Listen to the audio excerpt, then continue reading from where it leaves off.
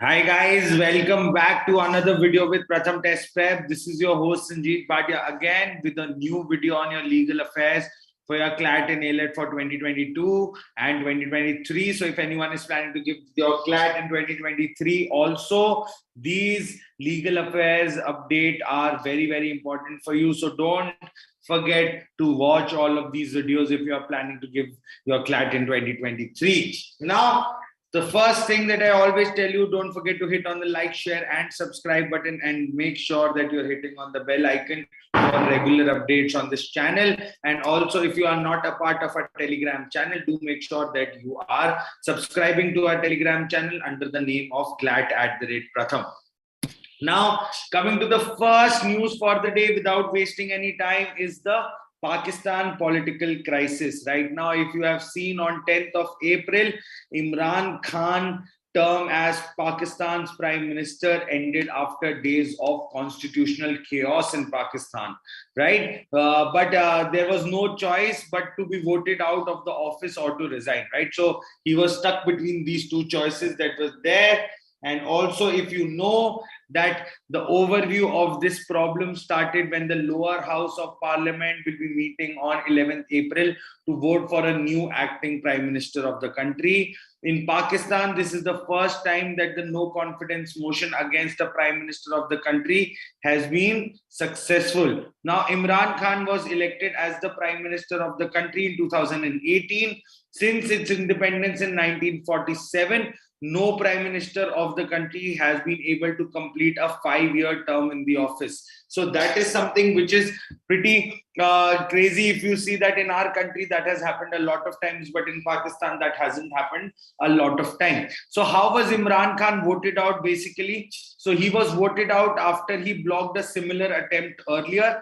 There was a no confidence motion that was passed in the parliament, which requires 172 votes out of 342 seats to be given the green light. Now the motion was against Khan and was supposed by 174 parliamentarians. Now the motion was passed after Pakistan Supreme Court ruled that Imran Khan acted in an unconstitutional manner after blocking the earlier process and dissolving the parliament.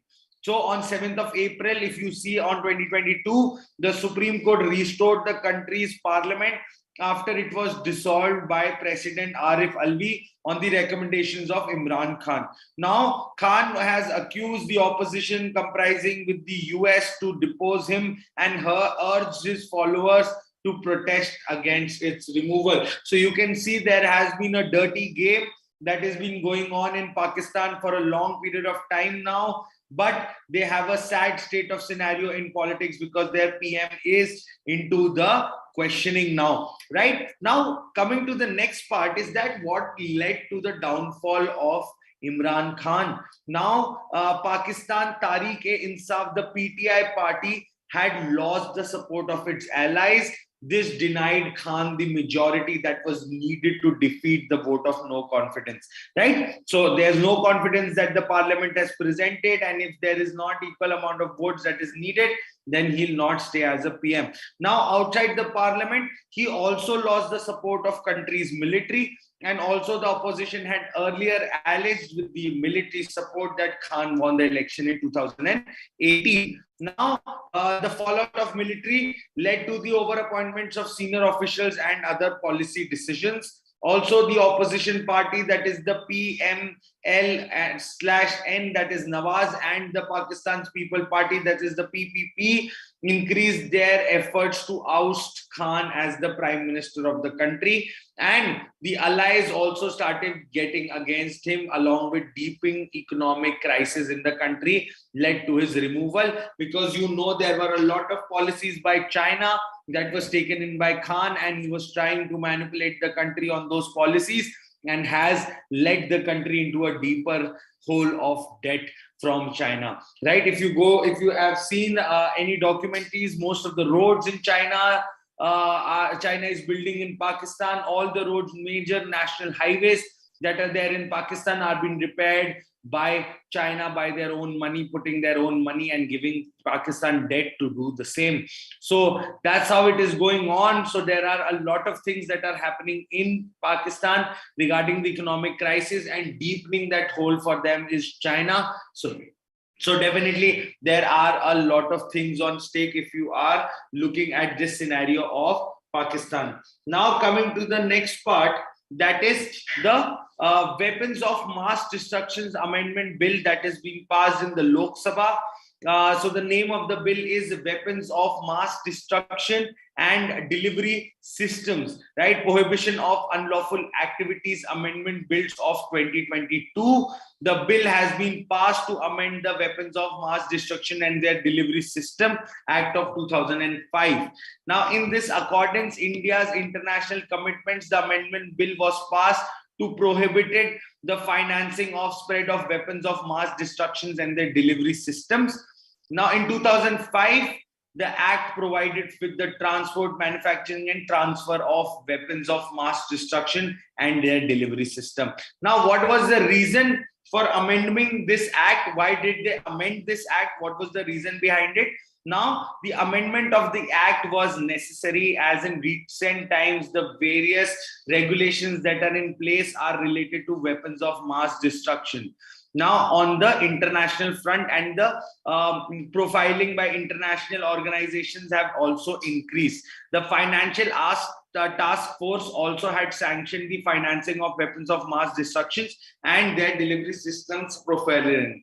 Now, what are weapons of mass destruction? So a weapon of mass destruction can be radiological, nuclear, biological, chemical, or any other weapon that can cause significant human harm, as kill numerous individuals, also great damage to infrastructures, the biosphere, or the natural structures, right? So if you are bombing a forest, then definitely there are a lot of natural resources and the biosphere that is getting affected in such bombings and weapons that they are using. So definitely there were a lot of rules against them.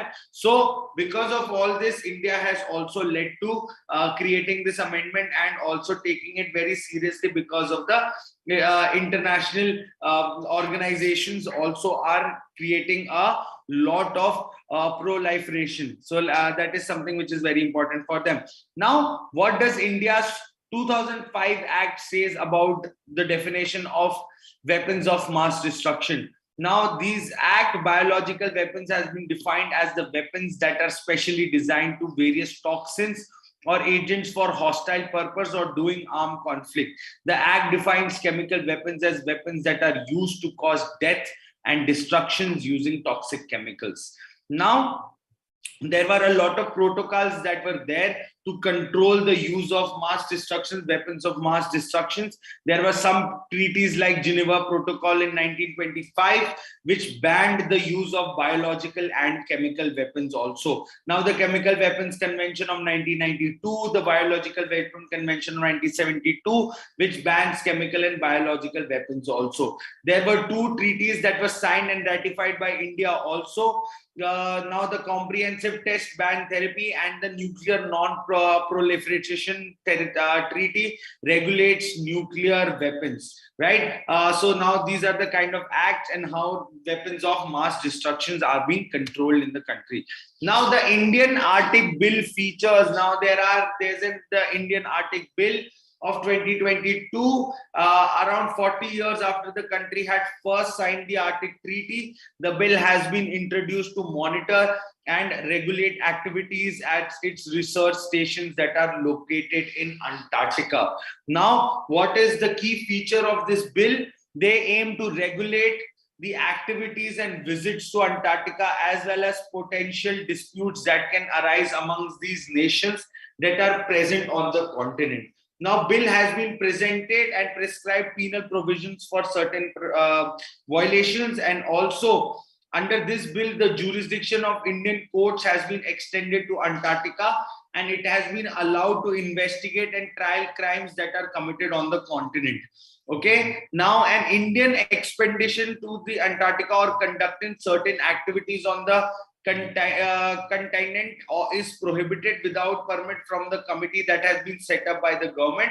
Also, the committee can cancel the permits. They have the right to do the same.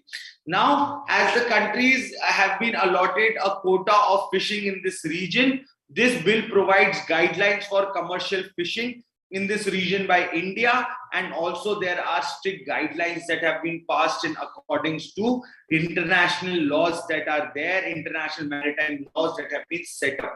Now, the bill has also enabled Indian tour operators to conduct tourism in region under strict regulation, and also constituting of an inspection team that will have the right to carry out inspection in Antarctica, and also provide guidelines to protect the Antarctic environment. Now, what are the prohibitions under the bill? The bill is drilling, collection of mineral resources, and excavation have been prohibited in the region except for scientific research purposes, that too with a permit. Also prohibit damaging the native plants of the region, operating helicopters and vessels that could disturb the habitat, firearms that can disturb the animals and birds, removing soil from the region, engaging in any activity that harms the habitat of the region. Now, there are no animals or birds of this region that can be killed, injured, or captured. No non-native birds and animals or microscopic organisms and plants can be introduced to this region. Special permit has to be taken to extract species for specific research from this region. And also, an officer can also be appointed by the central government to carry out inspections, right? Now, applicability of this bill will be applicable to Indians, corporations, foreign citizens, joint ventures, and firms that are functioning in India, and any aircraft or vessel that is either a part of an Indian expedition or Indian, right? So all the people who are Indian and going to Antarctica, this act will be applicable to them, even if they're going as a JV, if they're a foreign citizen, firms, whatever, they will have this act as something that will be applicable on them. Now, writ petition is not enforceable to the arbitral award. Madras High Court has observed that the writ petition cannot be filed to enforce the arbitral award when an alternate remedy is available under the section 36 of the Arbitration and Conciliation Act. Now, the single bench of Justice G.K. Ilarithian observed that Arbitration and Conciliation Act is a complete code in itself and envisages minimum judicial intervention, so the court doesn't want to come in between.